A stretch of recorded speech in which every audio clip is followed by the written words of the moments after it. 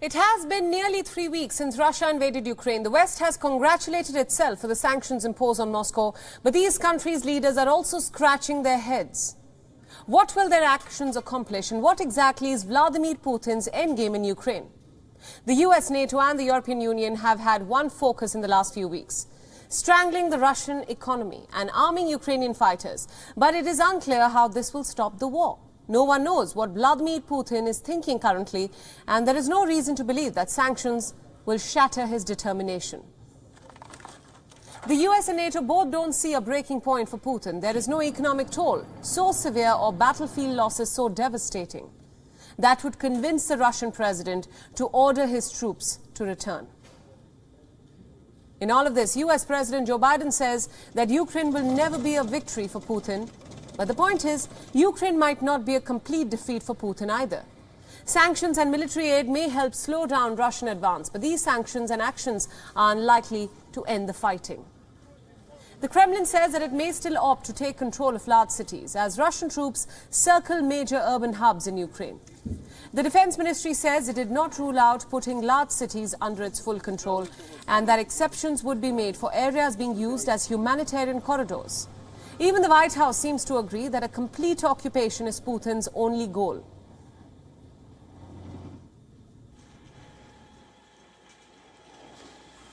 He clearly has more than a message in mind here. He clearly has the occupation of Ukraine in mind. And he also clearly has diplomatic options available to him that he is obviously not proving willing to take. Now, we have heard talks about talks, and we obviously would love to see them succeed, clearly. But there hasn't been much progress in that regard.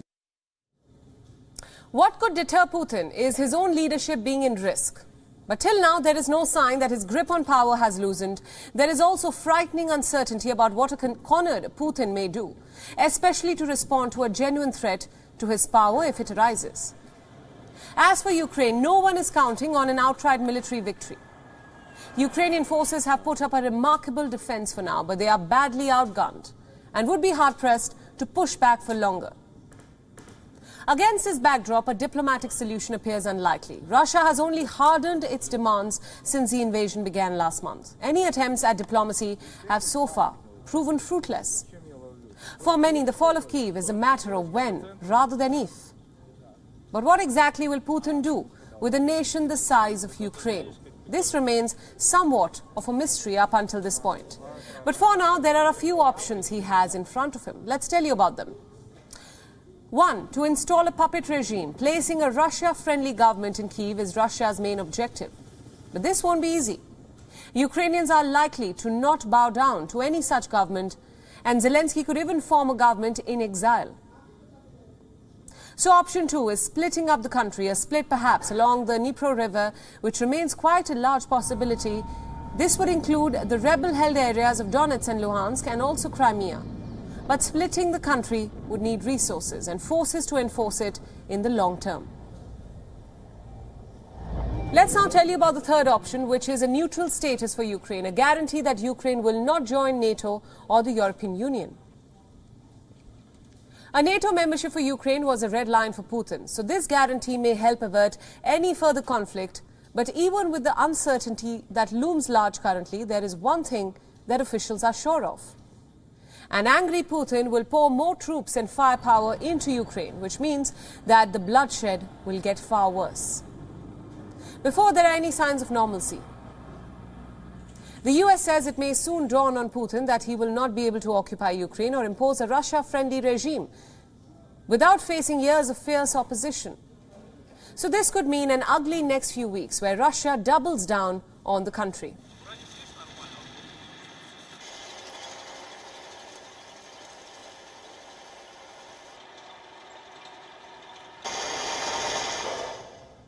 Now to decode what exactly is Putin's endgame in Russia, we are now being joined by Dr. Anna Matvieva, a Russian affairs analyst from London. Dr. Matvieva, thanks so much for joining us on WION.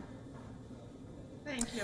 Now we are 20 days into this war, multiple rounds of sanctions, threats from the West to isolate Russia from the global economy, and yet Putin continues to attack Ukraine. What does Putin want, according to you? I think that we are having two-pronged strategy at the moment. First thing, we should take the negotiations between Russian and Ukrainian delegations seriously. We wish them to succeed. They started talking on the really working level. They are talking about actual agreements rather than trading ultimatums and accusations. They formed working groups. So we might see some kind of political solution shaping up. Russia, to be fair to Russian leadership, has declared that they want to sign a peace agreement.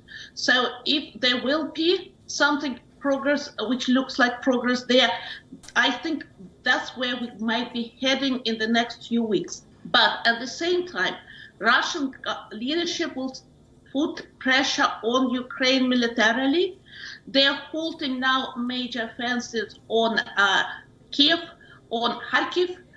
They are more likely to encircle and block these cities rather than try to take them head on. And their main military goal remains in the south and also security of so-called people's republics in Donbass, in the southeastern Ukraine. So combination of pressure and negotiations that's where Russian leadership is going to press, no matter what, no matter how much it would cost a Russian economy and Russian people.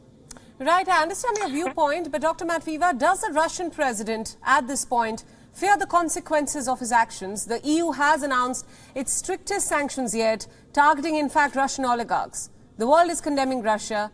Who are Putin's allies currently? Putin still has allies, but in his vision of history and identity and his grand mission, sanctions of oligarchs, many of whom he does not very much like personally, is not something which is going to affect him one single bit. Sanctions affect middle-class Russians, who are those especially protesting against the war. So if they're hurt, it is not something which Putin would personally care. So he believes that with China there and also another allies across the world, Russia still has a lot of resources, and a few countries like Turkey, for example, declared that they are still going to be a bridge rather than being an obstacle to development. So they think that they can withstand the consequences, that the game is worth it. Right, just a final question there. How do you see this conflict, rather the war, proceeding in the coming few days? Negotiations are ongoing, sanctions are being imposed, the world is condemning Russia, especially its President Putin. What will we see happening on ground in Ukraine in the next few days, according to you? We are going probably to see complete blockage and probably taking Mariupol. That will be next few days. We are going to see very fierce fighting in Donetsk and Luhansk provinces in the east, where infantry is attacking head-on. Both sides are sustaining very heavy casualties. So that's where kind of a bulk of fighting happens. And simultaneously, there is pressure on big cities, Dnipro, Kiev, Kharkiv, but without attempts to really invade them. That would be a disaster in terms of human casualties and also for the Russian army. So these cities would come under pressure, but we are not going to see major assaults there. Dr. Matvieva, thank you so much for all those insights, and thanks for joining us on WION World is One at this hour. It's my pleasure. Thank you. WION World is One is now available in your country. Download the app now and get all the news updates on the move.